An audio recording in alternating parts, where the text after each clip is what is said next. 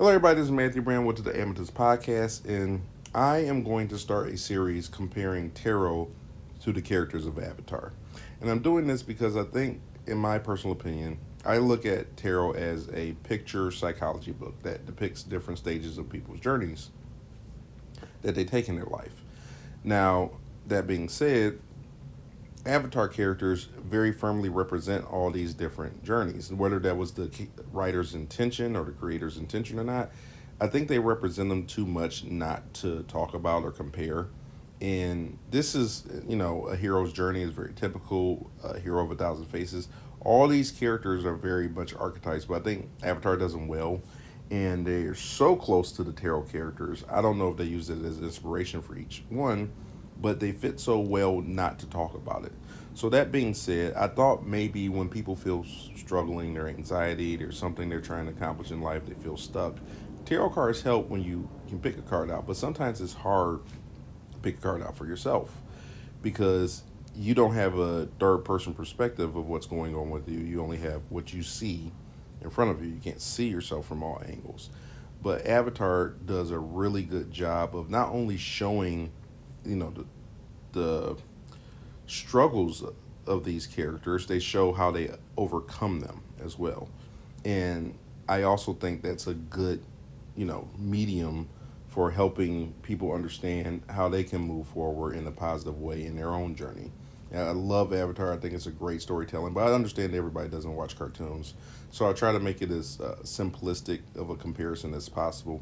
But if you do like cartoons or you're open to watching something new, I would definitely recommend watching Avatar: The Last Airbender. I'm not a big fan of Korra. Honestly, I just disconnect myself from the whole thing. But I did like there's some couple of graphic novels or comic books, whatever you want to call them, that kind of wrap up Avatar. If you want to go and read those as well after watching the show, or if you haven't read them, I really highly recommend them. Tackles a lot of mysteries in the show that were never addressed because I think they didn't have time or the show got canceled or something like that. But the show is complete. You can watch the show to completion and get the full story. But there are some questions that were left unanswered, and that's what the graphic novels tackle. That being said, I want to go ahead and get into it. So the first card in the tarot deck is the Fool card. Right? It's card number 0. And it's kind of like the Joker of the deck, right? It's not really one of the numbers, but it is the start of the hero's journey, and it's something that everybody goes through, no matter what journey you're dealing with, whether it be love, money, health, status, different things like that are important to people. They go on these journeys, and this, I would say, the Fool card is typically a person, gender ambiguous, which I think also ties to Aang, and I'll get more into that in a bit. But they're walking towards a cliff, the sun shining in the background, everything seems fine. They have a hobo pack on their stick and a white, I want to say maybe like familiar or companion or dog, trying to nip at their heels, maybe warning them or, antagonizing them, nagging at them. This can sometimes represent like your subconscious or maybe real people in your life kind of trying to tell you like, hey, this is not going to work out. This isn't going to go well. This happens. Now, that being said, Aang fits a lot of this character. So at the beginning of the show, and I don't want to spoil a big part of the show, but this is in the first couple episodes. This is how he thinks he has it. He thinks he has it figured out. Most of the people who fit this card think somehow they have some way they're going to work the system. They're going to escape the system. This is what Aang is trying to do, and they think they have it figured out, but they don't realize they're going off for a big cliff, so to speak. Like it's not going to work out the way they think it is. It's a fall. They're about to go out. Things are going to get rough. Something's going to happen, and that's what happens to Aang. He finds out he's the Avatar. Finds out he's got this big responsibility. So he's got it all worked out. He's going to just run away. And he's not only is he underprepared, right? Same kind of hobo stack. He's got the stick. That's what he uses to kind of glide around. He airbends and controls the air so he can use it to kind of fly where he wants to go. He tries to fly away on this flying bison, right? This white, again, this basically familiar or companion-like character like the white dog, and he gets trapped in a ball of ice. and that starts his journey, right? Things didn't go the way he planned them to. And it fits very well. Now, this is the start of the journey, so it doesn't depict a lot of what's going to happen in the future, besides things are kind of going to be rough. But you have to take that step. You got to take that leap. You got to go off the cliff. Now, if you were more prepared, the fall wouldn't be so bad. The next part of the journey wouldn't be so bad. But that's kind of the point. You can't be prepared for something you haven't really dealt with yet. So it's not faulting you for being unprepared. It's just kind of explaining that, yeah, most people taking on a new endeavor are underprepared for what they're about to go forward. However, it's going to happen, and you know, just you may be a bit naive about it, and that's kind of why it's hard to pull or address your own. I don't want to say tarot card, but address that stage in your life in other stages, because you think you have it all figured out. So if that's you, sometimes it's hard to tell yourself, oh, maybe I don't have it as figured out as I think I do. It's counterintuitive, right?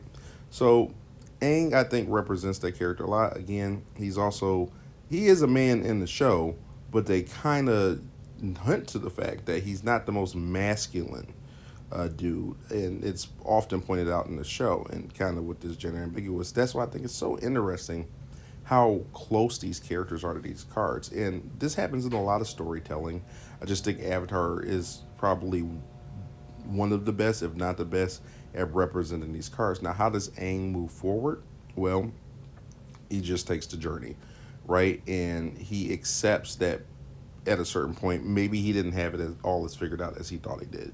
That happens in the first few episodes, again, because that's part of the hero's journey, and that's the typical, most initial part of the journey, figuring out that you didn't have it all planned out the way you thought you did. Anyway, thanks for tuning in. If you have any comments or suggestions, if you disagree, let me know. Again, I don't really look into all the mystical mumbo jumbo when it comes to tarot cards. I do understand that some of it references some more pagan things. So, for example, the next card coming up, a lot of these connect to archetypes, and some of these archetypes in different cultures are known as, I'm going to say, it's like lowercase g gods, right? These gods in different cultures represent a part of life. Sometimes, depending on the area, they may even just represent parts of the geography, right? It could be a lake, or it could be a mountain, or it could be, night. They can represent nothingness. They can represent maternity, or, fertility, different things like that. They're representatives of part of life, as opposed to where in the Christian religion, which I am a Christian, but in a Christian religion, the God is the creator, is seen as like a father of the universe, the architect of our universe, and so to speak, right? So as opposed to just being a representation of the world, he's considered to be the master of the world. So a bit different, there's an actual earth, and then there's like, we take it more literally in Christianity, where in these other religions, these things represent not only, elements of the world, but they also represent elements of human nature as well.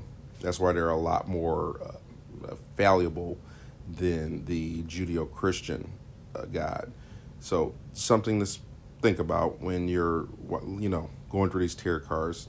If you see something or hear something that, like, hey, you said no mystical mumbo jumbo, but you're talking about, maybe Mercury or Venus, or, maybe in the I don't want to say, Greek, Greek, maybe, it's Hermes or Aphrodite. But the point is, these people represent certain things. And that's even important to understand in Christianity, because some people, when you don't understand where these things come from, that can pull you for a loop. I'm not, hyping on the apologetics train necessarily, that everybody should be like well versed in every part to believe, but it can sometimes understand why some people aren't getting where you're coming from when they know, like, for example, Easter is Ishtar. It's just Ishtar in a different language. And the ducks, the eggs, the bunnies, right, that all represents fertility. This was a fertility kind of ritual.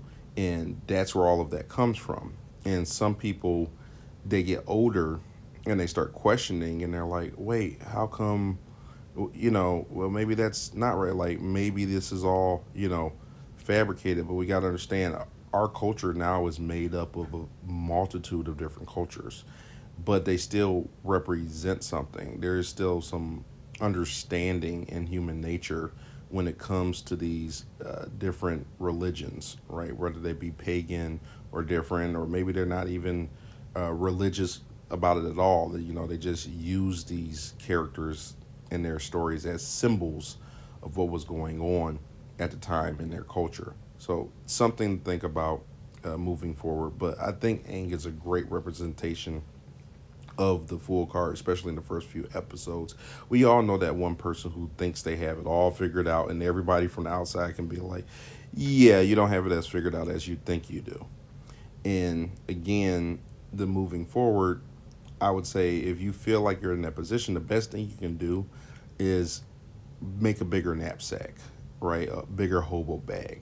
You're not going to have it all prepared as you can be from somebody who is experienced in it, but you can prepare as much as possible before you take that journey, before you take that leap.